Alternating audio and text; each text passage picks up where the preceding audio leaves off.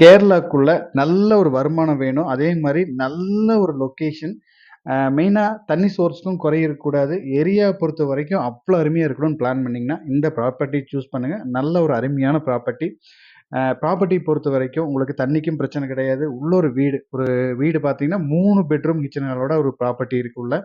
வீடும் நீட்டான வீடு. அந்த காலத்து கேரளா ஸ்டைல் வீடு சூப்பரா பண்ணியிருக்காங்க. மெயினா நம்ம தோட்டம் சுத்தியும் பாருங்க. ஃபுல்லா மலைகள் வந்து நல்லா பக்காவா அமைஞ்சிருக்கு. சுத்தியுமே மலைகள்.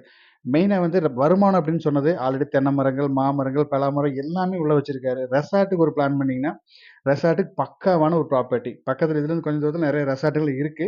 ஆனா இத நம்ம தனிப்பட்ட முறையில டெவலப் பண்ணா ரொம்பவே சூப்பரா இருக்கும். ரெசார்ட்டுக்கு ஒரு வருமானத்தோட பிளான் பண்ணிக்கலாம்.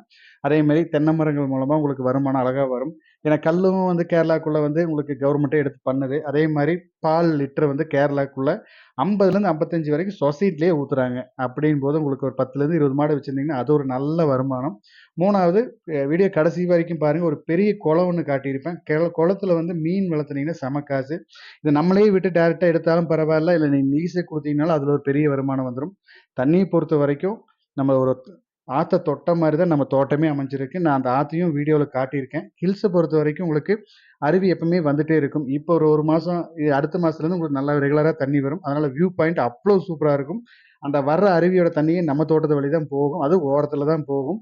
இப்போ ஒரு ஆறும் அதுவும் காட்டியிருக்கேன் பாருங்க. மெயினா உள்ள வந்து மாமரங்கள். அது பல வெரைட்டியான மாமரங்கள் உள்ள வச்சிருக்காங்க.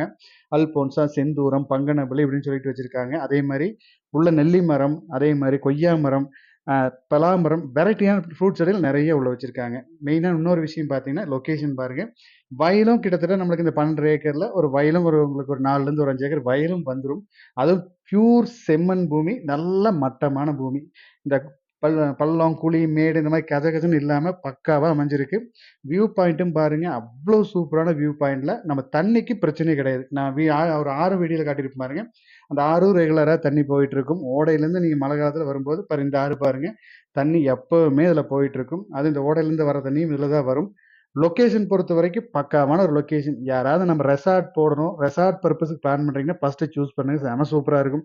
இல்ல நம்மளே ஒரு ரெசார்ட் பர்ப்பஸ்க்கு ஒரு தோட்டம் வாங்கி, நல்லபடியா ஒரு ரிலாக்ஸா தங்கணும் அப்படின்னு நினைச்சீங்கன்னா, அதுக்கும் சூப்பரான ஒரு ப்ராப்பர்ட்டி. வருமானத்துக்கும் குறை கிடையாது. இந்த குளம் பார்த்தீங்கன்னா, மீன் வளர்த்துறதுக்கான குளம். நீங்க வந்து டைரக்ட்டா நம்மளே மீன் வளர்த்திக்கலாம். இல்ல நம்ம வந்து யாராச்சுக்கு லீஸுக்கு குடுத்து மீன் வளர்த்தினாலும் நல்ல காசு கிடைக்கும். நல்ல ஒரு அருமையான ப்ராப்பர்ட்டி. லொகேஷன் சூப்பரா இருக்கும். அதே மாரி வருமானத்துக்கும் குறை கிடையாது. இந்த ப்ராப்பர்ட்டிக்கு ஓனர் கேட்கும் விலை ஏக்கர் 35,00,000 கேட்கிறாரு. இருக்கிறதுலயே ரேட்டு ரொம்ப கம்மியா தான் கேட்குறாங்க. நீங்க ப்ராப்பர்ட்டி நேர்ல வந்து பாருங்க. ப்ராப்பர்ட்டி, ஏரியா உங்களுக்கு ரொம்ப புடிச்சிருந்தது அப்டின்னா, முடிஞ்ச அளவுக்கு ட்ரை பண்ணி பார்க்கலாம். ஆனா வாய்ப்பு கொஞ்சம் கம்மி தான் ரேட் கம்மி பண்றது.